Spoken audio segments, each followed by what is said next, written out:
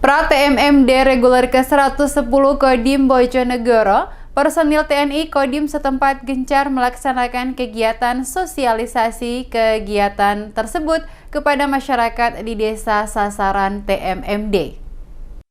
Program TNI Manunggal Membangun Desa Reguler ke-110 Kodim 0813 akan dilaksanakan di Desa Jatimulyo, Kecamatan Tambakrejo, Kabupaten Bojonegoro. Keberadaan program TMMD di Desa Jatimulyo diharapkan benar-benar bisa bermanfaat bagi masyarakat di desa sasaran TMMD. Tampak Sarwan, warga Dusun Keramanan Desa Jatimulyo menyambut kedatangan personil TNI dan menyuguhkan hidangan makanan di rumahnya, sembari mendengarkan informasi yang disampaikan anggota Kodim.